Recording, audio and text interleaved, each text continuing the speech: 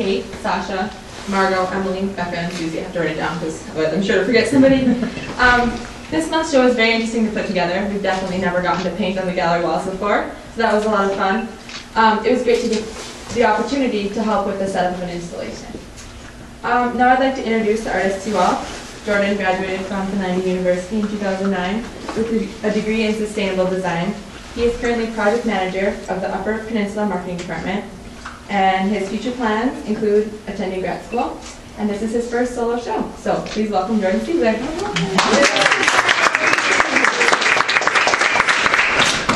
All right, thank you so much for coming. As she mentioned, I am a 2009 alum of this university, and I couldn't be more proud of that.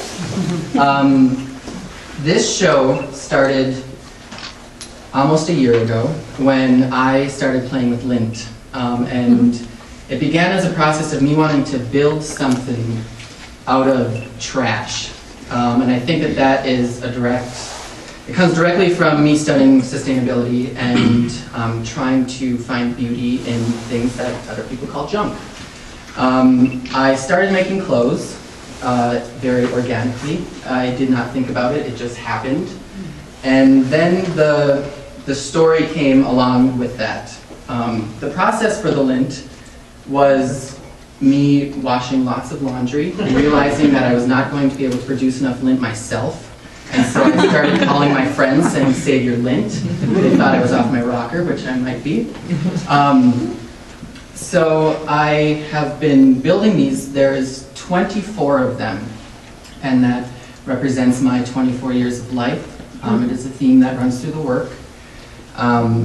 Everything inside of a container of some sort, and there's a few in the show, that is me encapsulated. And the show, entitled Contra Perspectives, comes from my idea of looking at the perspective that I had when I was a child, and then viewing that perspective through the way that I think now. And this work sits right where that meets. I want to give it to you to experience it as you will. The process was a very important part. The lint comes from, as my artist statement says, it's a product of a violent process, the breakdown of clothing. I built it back into something that resembles where it came from, but it will never act in the same way. And then the styrofoam, I took it away. I broke it down. And this is where I'm sitting with my idea of memories. We always have memories, but they fade. And then we have ourselves that we can build up through that. So they sit opposed to each other, the memories and myself on the wall. And I hope that you have memories and experiences that can relate to the work for you. And that's what I'm going to give you. So yes, I want to know about the piece on the end. Yep. That is place. You know, memories and building oneself into who we are and who we hope to become is the process of just living. But living places, you need to have a space to do that in. And this show comes from that space.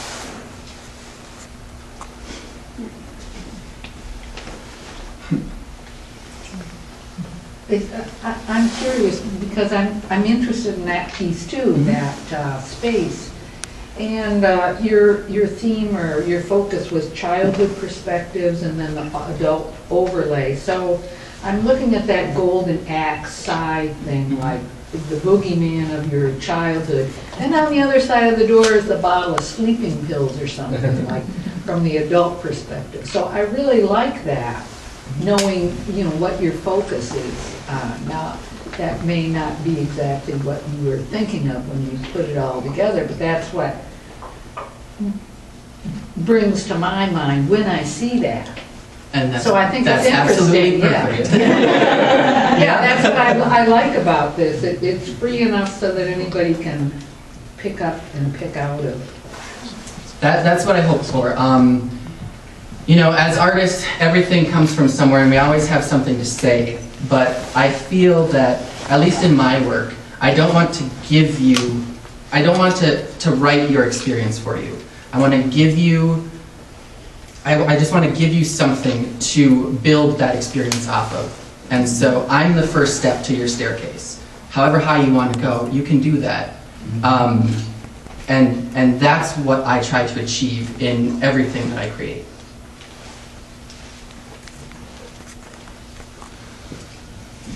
Anybody else? We gotta have more questions. Come on. How did you, well, first of all, I really am in love with the piece on that wall. Yep.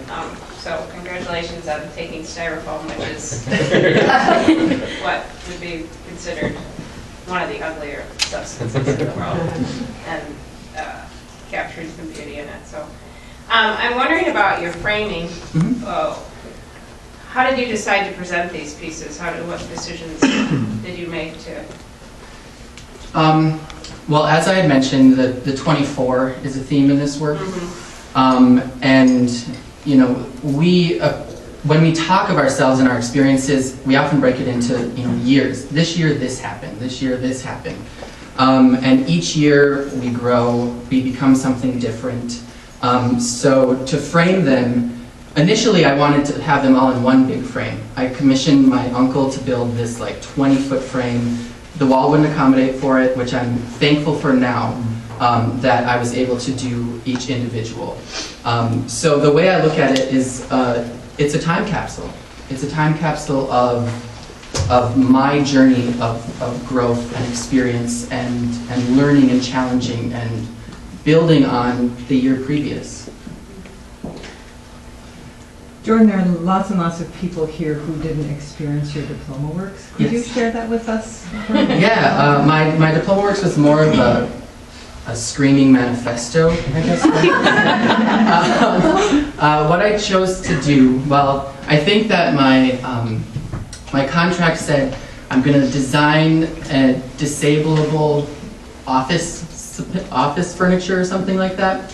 And what I ended up doing was taking everything that I owned, with the exception of some clothes because no one needs to see me running around naked, and my automobile and my bicycle, and I put it into the gallery.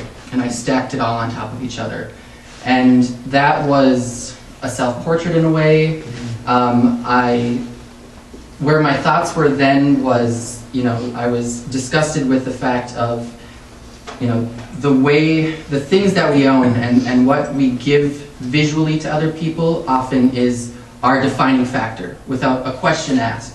And I was sick of that, and so I went on this vendetta and I challenged the system a little bit, and they were lenient and supportive and challenged me right back. And so that's where I was at for Diploma Works. If you add one new lint piece for every year, when you get to be my age, you're going to need a big venue. I'm definitely not done working with for that. lint is a wonderful material. It just, I don't even know how I started it. I think I don't like to buy materials. I don't buy materials. And so I literally dig through the trash in my house and say, what can this become? And I moved into an apartment, and there was a building in the backyard that I was going to make my studio. So, and there are empty cans, or half empty cans of spray paint, so I started spray painting styrofoam. And I fell in love with the reaction that happened. And so that happened almost 1.5 years ago. And so that was the beginning of working with styrofoam like that. And the lint, that you will see more lint from me. Guess you're still doing laundry, right? Jordan, in many of the pieces, there's obviously like dog hair or cat hair, That's pet Emmett. hair. It's all Emmett? That's Is Emmett. it? Yeah. I wasn't sure, but it made me think this is input from another source in your life. So like your dog is part of that and helps kind of weave the lint together. Yeah. Is it all your own prior lint, or did you get other people? No, I did want it to be all my own, but this was Babe's. You're older than that. I had garbage bags of lint that I was working with, and so I had to call in the troops and ask my friends to start saving lint for me. But they're all a part of your life. They're all a part of my life. Yeah, I know where all, like, I can tell you who's lint. Yeah. I have a technical question. How did you actually get the lint on the board? Like, and how did you get to? Well, to make the pieces, I just, with my hands, I just formed the shape, and it's hairspray that holds the lint in that shape, and then it was a spray tack, like Photomo, that I just flipped it over, sprayed it on the back, and picked it up really delicately and laid it down onto the back. So if you want to reframe them, too bad.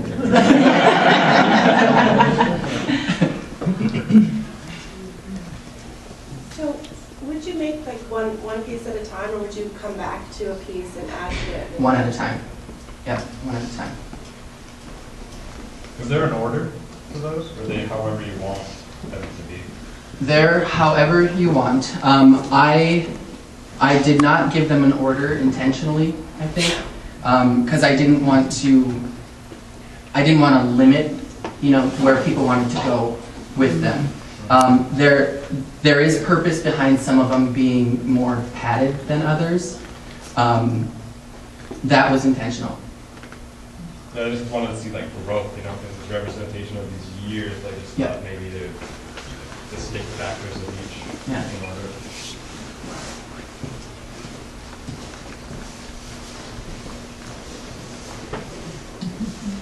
Anybody else? All right, thank you very much.